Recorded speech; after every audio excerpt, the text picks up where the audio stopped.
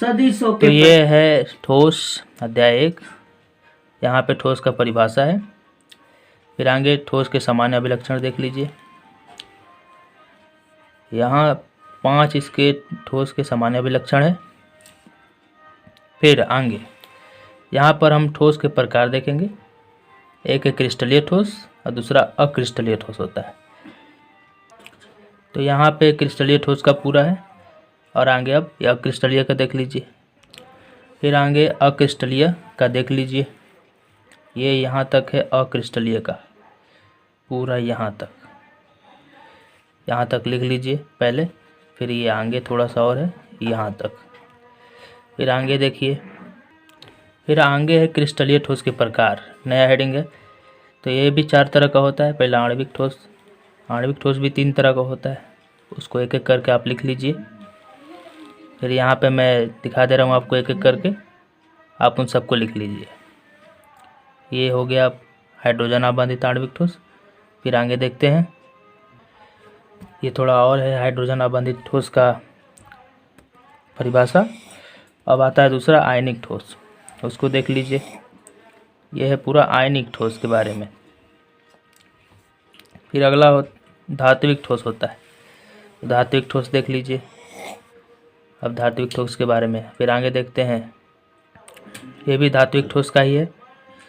अब आगे सहसंयोजक ठोस होता है, इसका देख लीजिए।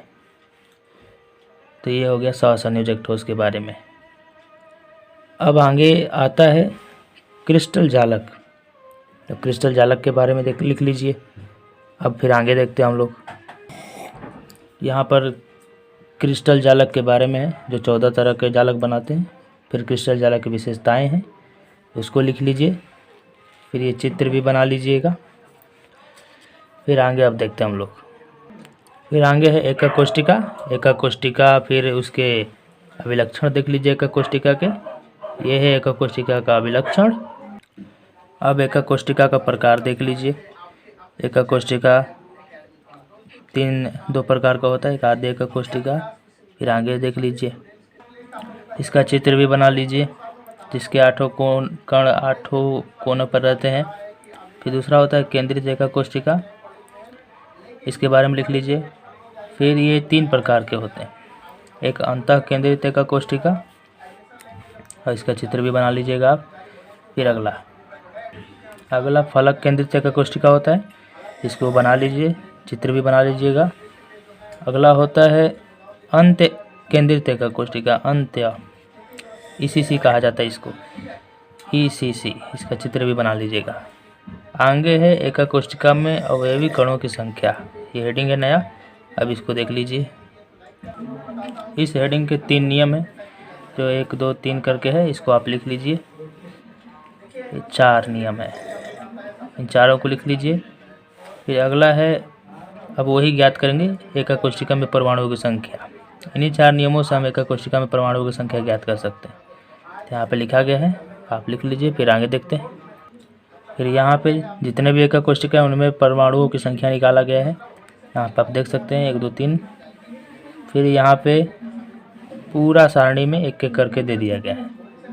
तो सारणी में आप देख सकते हैं एकक कोष्टिका में क्रिस्टल निकाय के प्रकार, ये पूरा देख सकते हैं यहाँ तक पूरा। सर ये है एकक कोष्टिका में क्रिस्टल निकाय के प्रकार से संबंधित। तो एकक कोष्टिका में क्रिस्टल निकाय 14 प्रकार के होते हैं। 14 प्रकार के ब्रेविस जालक होते हैं, और कुल मिला के मोटे तौर पे 7 प्रकार के होते हैं, और 7 14 तरह के 14 होते हैं। तो इसको भी आप लिख लीजिए।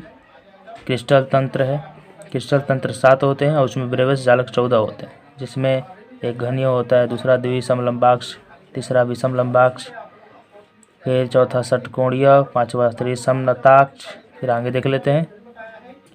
अगला होता है एकनताक्ष, और 7वां होता है त्रिनताक्ष। फिर आगे देखेंगे उप सहसंयोजन संख्या। तो यहाँ पे उप सहसंयोजन संख्या के बारे में इसको लिख लीजिए। फिर आगे देख लीजिए, BCC का भी निकाला गया है, FCC का भी निकाला गया है।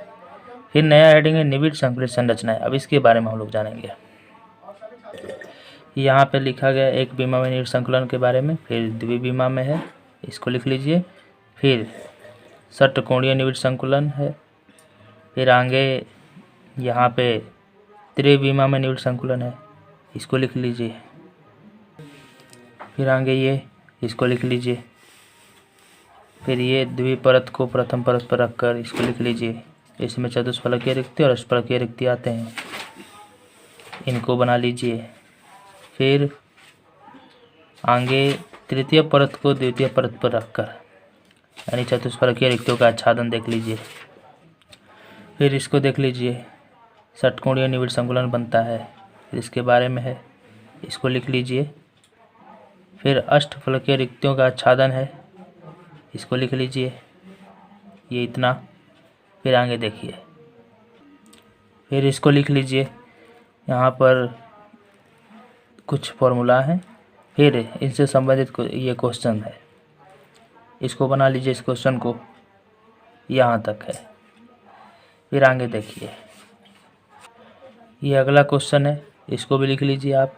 फिर थोड़ा सा और है इसमें, इसको भी देख लीजिए यहाँ तक। फिर अगला क्वेश्चन इसमें और है, इसको भी देख लीजिए, इसको भी बना लीजिए। फिर आगे देखते हैं हम लोग, थोड़ा सा और है इसमें, इस क्वेश्चन में, उसको भी देख लीजिए। अगला क्वेश्चन है, फिर इसको भी देख लीजिए। इस क्वेश्चन का थोड़ा सा और सलूशन नीचे है, यहाँ तक, पूरा यहाँ तक, इसको देख लीजिए। ठीक है, आगे देखिए, आगे है संकुलन क्षमता, इसको देख लीजिए। फिर यहाँ पे चित्र भी है, फिर यहाँ पे संकुलन क्षमता निकाला गया है एससीसी का, एक एक करके सभी का, इनको भी निकाल लीजिए आप, यहाँ तक है पूरा। फिर आगे देखिए, यहाँ पे पूरा फाइनल उसका आंसर है, शायद 52.4% होता है उसका संकुलन क्षमता। फिर दूसरा बीसीसी का निकाला गया है, इसको भी देख लीजिए, बीसीसी का पूरा संकुलन क्षमता। फिर आगे इसका देख लीजिए, ये यहाँ पे दिया गया है पूरा सॉल्यूशन करके। फिर ये इसको भी लिख लीजिए, इसका फाइनल आंसर आया 68% और खाली 32% होता है। आगे देखिए, फिर आगे एचसीपी, सीसीपी और एफसीसी का संकुलन क्षमता है, जो 74% होता है, इसको भी निकाल लीजिए। यहाँ पर थोड़ा सा सॉल्यूशन है। फिर आगे आप हल करेंगे तो इसका 74% आएगा। ठीक है, तो इसको आप लिख भी सकते हैं 74%। यहाँ पे मैं डायरेक्ट लिख देता हूँ 74%, और खाली स्थान का आपका 32 घटाएंगे तो 26% आएगा। ठीक है, आगे देखिए, अगला हेडिंग है नया, एकक कोष्ठिका के घनत्व की गणना। इसमें घनत्व निकाला जाता है एकक कोष्ठिका का, देख लीजिए इसे भी, इसको भी लिख लीजिए आप, पूरा यहाँ तक, ये पूरा यहाँ तक है। चलिए आगे, इस पे ये क्वेश्चन है, इसको देख लीजिए। फिर आगे इसका सलूशन पूरा यहाँ तक, फिर आगे भी देख लीजिए इसका सलूशन, यहाँ तक है पूरा। चलिए अब आगे अगला क्वेश्चन है, ये भी क्वेश्चन है इससे संबंधित, इसको भी देख लीजिए, इसका ये सलूशन है यहाँ तक, इसको भी देख लीजिए, यहाँ तक लिख लीजिए। फिर अब आगे आता है त्रिज्यानुपात, ये नया हेडिंग है, अब इसके बारे में देखिए, आगे लिख लीजिए इसको भी। आगे त्रिज्यानुपात का फॉर्मूला है और फिर संबंधित कुछ आंकड़े हैं, सारणी में दिया गया, इसको भी लिख लीजिए। फिर आगे आता है आयनिक क्रिस्टलों की संरचनाएं, जो भी प्रकार के क्रिस्टल होते हैं उसके उदाहरण यहाँ पर है, उसको भी लिख लीजिए। फिर आगे देखिए, और उसी में बी नंबर है ZNS प्रकार के क्रिस्टल। फिर उसी में अगला है, इन सब का बताया गया है कणों की स्थिति। फिर CL प्रकार है, इसको भी देख लीजिए। फिर आगे AB2 प्रकार के क्रिस्टल हैं, फिर हेडिंग इसका भी पूरा लिख लीजिए, यहाँ तक पूरा। फिर अगला है A2B प्रकार के क्रिस्टल, इसको भी लिख लीजिए पूरा, यहाँ तक है। फिर आगे देखिए, फिर आगे ये लिख लीजिए। फिर अगला हेडिंग है नया, ठोसों में दोष या अपूर्णताएं, अब उससे संबंधित सारी बातें यहाँ पे लिख लीजिए। फिर उसके प्रकार हैं बिंदु दोष के फिर प्रकार जानेंगे, उसको भी लिख लीजिए। फिर यहाँ पे है बिंदु दोष के प्रकार हैं, इसको भी लिख लीजिए। फिर बिंदु दोष का प्रकार में राशि समीकरण में मितीय दोष है, इसको भी लिख लीजिए। फिर आगे देखिए, तो इसको आप देख सकते हैं। फिर अगला है रिक्तिका दोष, इसको भी लिख लीजिए। फिर अगला आता है अंतराकाशी दोष, यहाँ तक है पूरा, इसको लिख लीजिए। फिर आगे देखिए, फिर यहाँ पे है फ्रैंकल दोष नया उसी में, फिर यहाँ तक इसका भी है, लिख लीजिए इसको भी। फिर आगे यहाँ तक पूरा लिख लीजिए।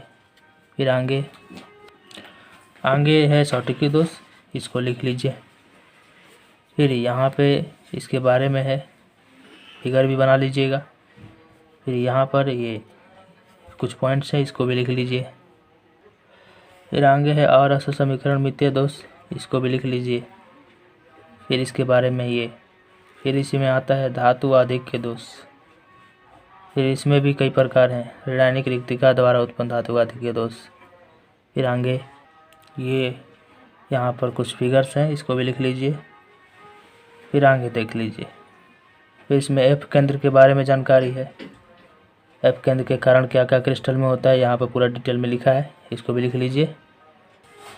फिर आगे है अंतराकाशीय स्थल में एक या अधिक धन आयनों की उपस्थिति से उत्पन्न धातु आधिक्य दोष, इसको भी लिख लीजिए। फिर यहाँ पर फिगर्स है, इसको बना लीजिए। फिर आगे ये थोड़ा सा जैसे में है, अब आगे देखिए। फिर यहाँ पे धातु न्यूनता दोष है या धातु आधिक्य दोष है, इसको लिख लीजिए इसके बारे में। फिर यहाँ पर इसको लिख लीजिए। फिर ये कुछ विशेष जानकारी, और यहाँ पे अब आता है अशुद्धता दोष, इसको भी लिख लीजिए। फिर आगे अशुद्धता दोष के बारे में है ये सब, इसको लिख लीजिए। फिर आगे है ठोसों के विद्युतीय गुण, जो नया हेडिंग है, अब इसको देख लीजिए, इसके बारे में है। फिर ठोसों में विद्युतीय गुण के आधार पर ठोस 3 प्रकार के हैं, चालक। फिर आगे देखिए, यहाँ पे चालक के बारे में जानकारी।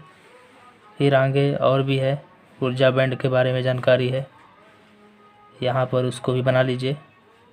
फिर आगे है कुचालक या विद्युतरोधी के बारे में, अब इसके बारे में भी आगे देखिए, ये है विद्युतरोधी के बारे में, इसको लिख लीजिए। फिर यहाँ पे कुछ फिगर्स हैं। फिर है अर्धचालक के बारे में, इसको भी लिख लीजिए, अर्धचालक, ये पूरा यहाँ पे इसके लिए भी फिगर है, इसको भी बना लीजिए। फिर आगे अर्धचालक के बारे में डिटेल जानकारी है, इसको भी लिख लीजिए। फिर अर्धचालक के प्रकार हैं, इलेक्ट्रॉन धन अशुद्धि के कारण। फिर इसके बारे में है विशेष, लिख लीजिए यहाँ तक पूरा। अब आगे देखिए, इसको भी लिख लीजिए। फिर आगे यहाँ पर है इलेक्ट्रॉन न्यून अशुद्धि दोष, अशुद्धि पी प्रकार का अर्धचालक, इसको भी लिख लीजिए। यहाँ पे इसके लिए भी फिगर है, ये इसको भी बना लीजिएगा। फिर आगे देखिए, फिर एक अतिचालकता पॉइंट है, इसको भी नोट कर लीजिए। फिर आगे आता है संक्रमण ताप का, संक्रमण ताप के बारे में, इसको भी नोट कर लीजिए। फिर अब नया हेडिंग है चुंबकीय गुण, ठोसों के चुंबकीय गुण, जो नया हेडिंग है अब इसको देखेंगे। आइए इस टॉपिक का लास्ट हेडिंग है, चलिए देख लेते हैं।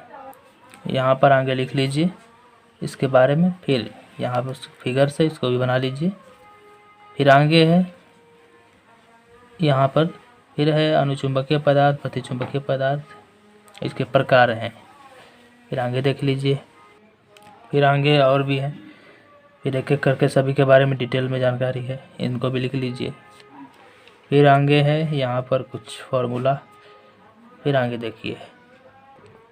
फिर आगे ये प्रतिचुंबकीय के बारे में, फिर इसके बारे में डिटेल जानकारी है, इसको भी लिख लीजिए। फिर आगे यहाँ पर थोड़ा और है। फिर आगे है लौह चुंबकीय पदार्थ, इसको भी देख लीजिए। फिर लौह चुंबकीय पदार्थ में कुछ यौगिक भी आ जाते हैं, CrO2 जैसे है, फिर और भी यौगिक होंगे। फिर देखिए आगे प्रतिलौह चुंबकीय पदार्थ यहाँ पर। फिर एक आता है फेरी चुंबकीय पदार्थ, इसको देख लीजिए। और ये थोड़ा सा और लास्ट पॉइंट है जो ख़त्म हो गया। और वीडियो इसी तरह से और भी आप नोट्स पाना चाहते हैं तो चैनल को सब्सक्राइब करें।